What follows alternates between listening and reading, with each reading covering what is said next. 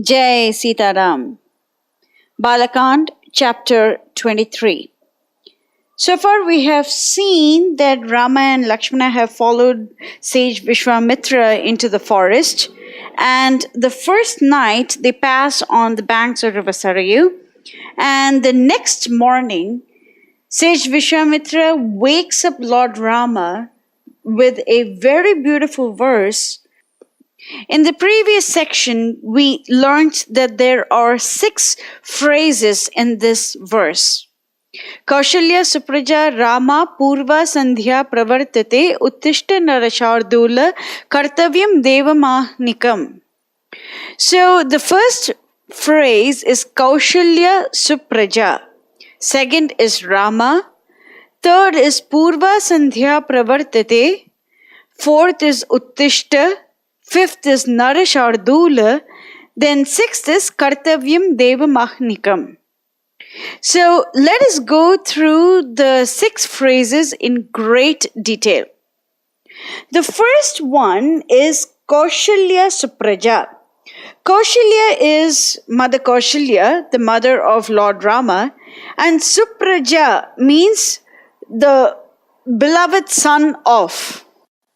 So Kaushalya supraja means, O beloved son of Mother Kaushalya. So why does sage Visvamitra address Lord Rama as Kaushalya supraja?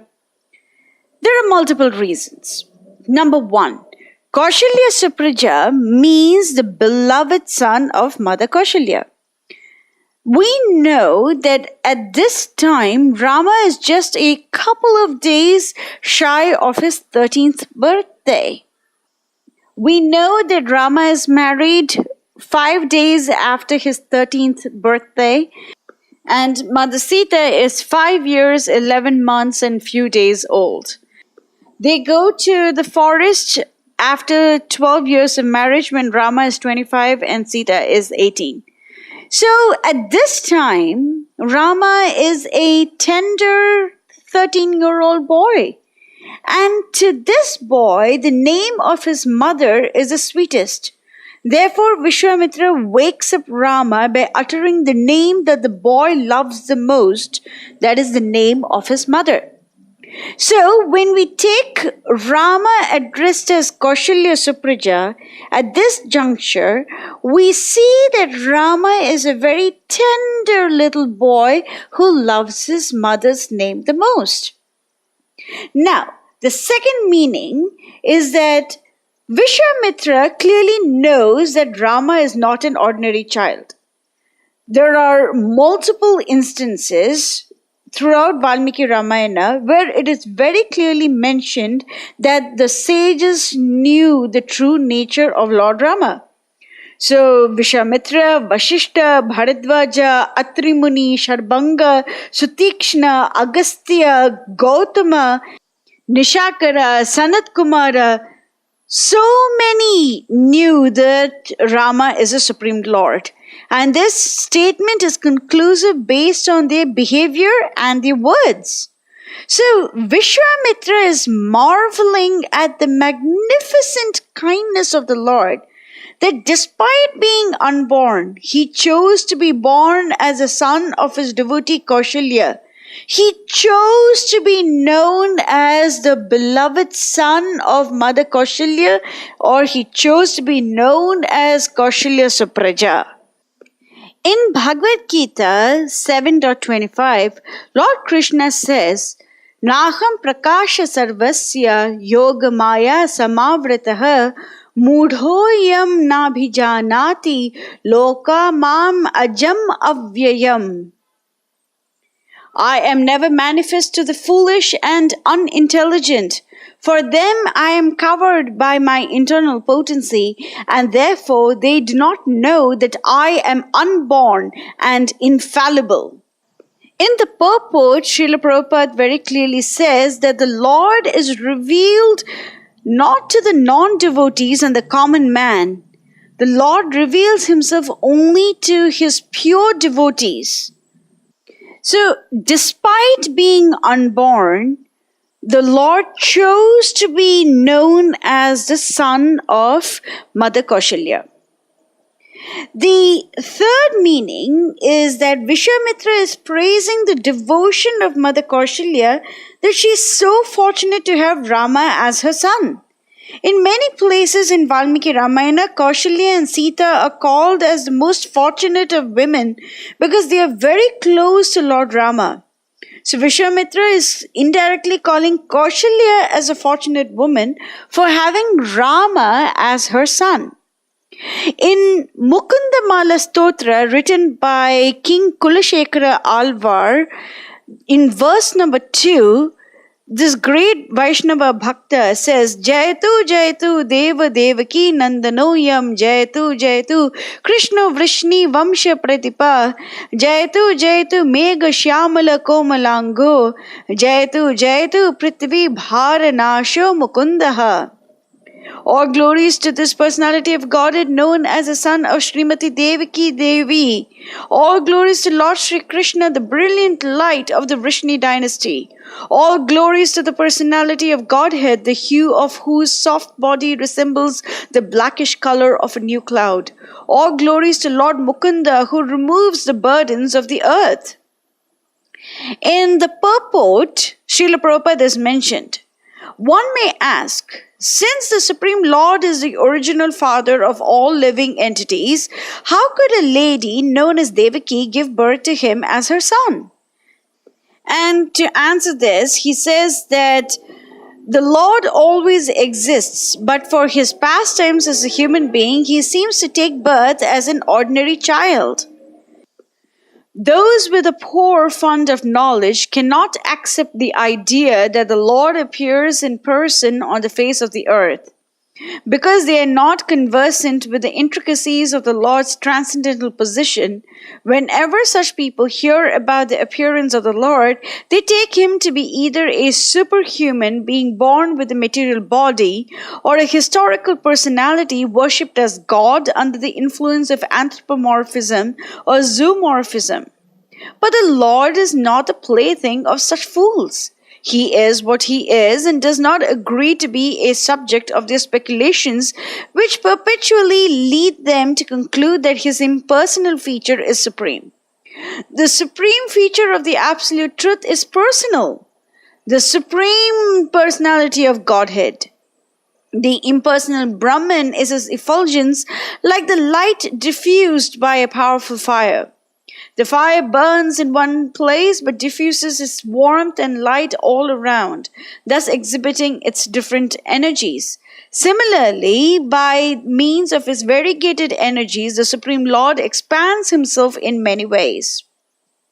Although the Lord is full of energies and is thus self-sufficient, he enjoys transcendental pleasure by subordinating himself to his unalloyed devotees. Some great devotees of the Lord cannot surpass the boundary of awe and veneration. But other devotees are in such an intense compact of love with the Lord that they forget his exalted position and regard themselves as his equals or even his superiors. These eternal associates of the Lord relate with him in the higher statuses of friendship, parenthood, and consorthood. Devotees in a transcendental parental relationship with the Lord think of him as their dependent child. They forget his exalted position and think that unless they feed him, he will fall victim to undernourishment and his health will deteriorate.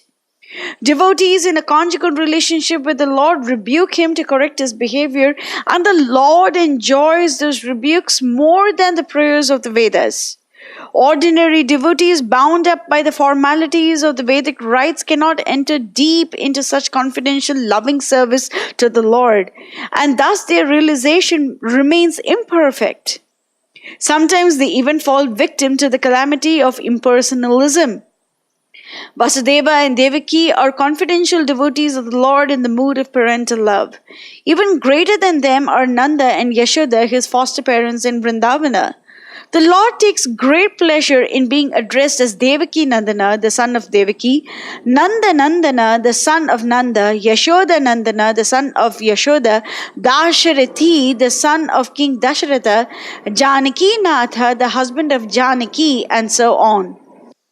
The pleasure one gives the Lord by addressing Him by such names is many, many times greater than the pleasure He enjoys when He is addressed as the Supreme Father, the greatest of the great, Parameshvara, or anything of that nature, which indicates volumes of awe and veneration. Therefore, the names King Kulashekara uses to glorify the Lord in this verse indicate his intimate, transcendental relationship with the Lord.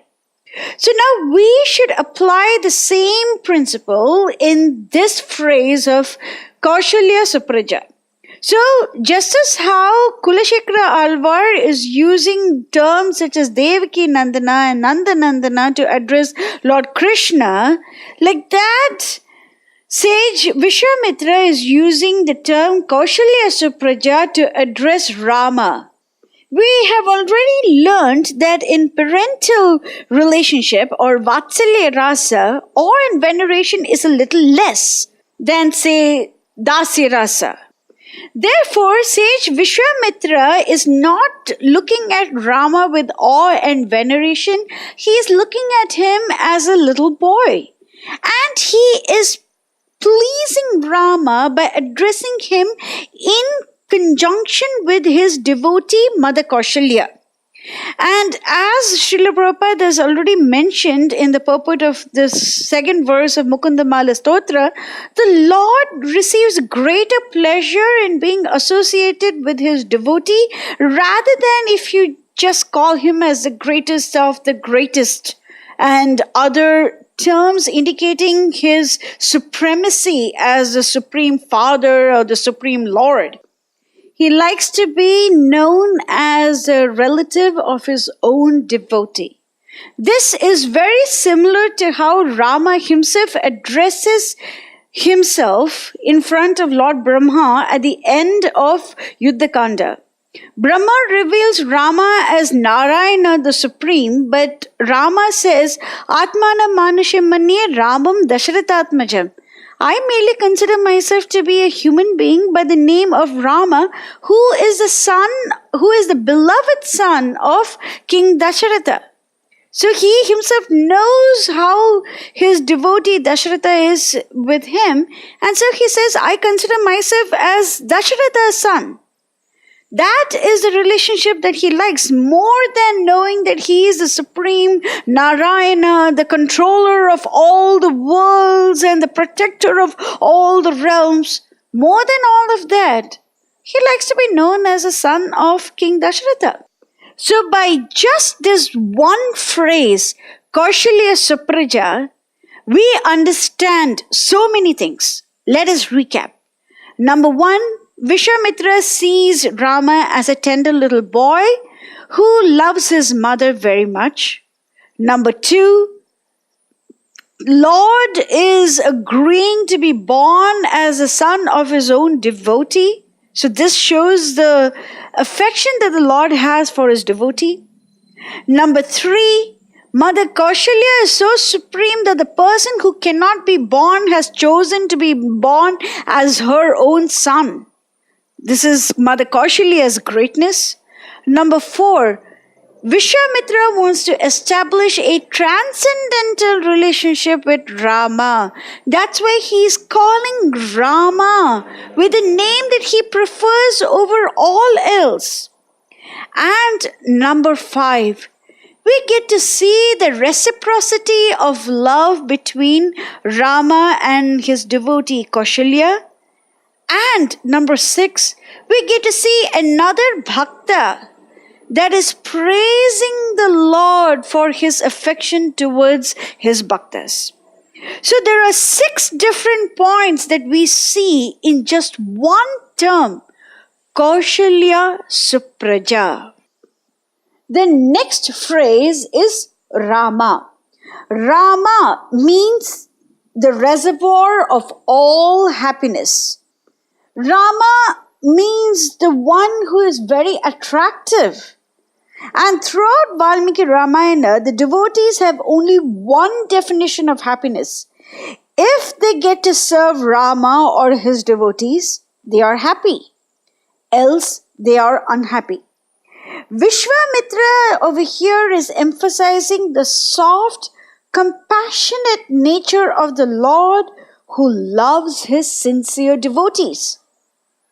So we have learned Kaushalya, supraja, Rama. So now when we take these two phrases together, we get to see that Rama is very compassionate and he is very tender towards his devotees who approach him with unalloyed devotion. We are going to continue with this superb verse in the next section as well. Jai Sita Ram.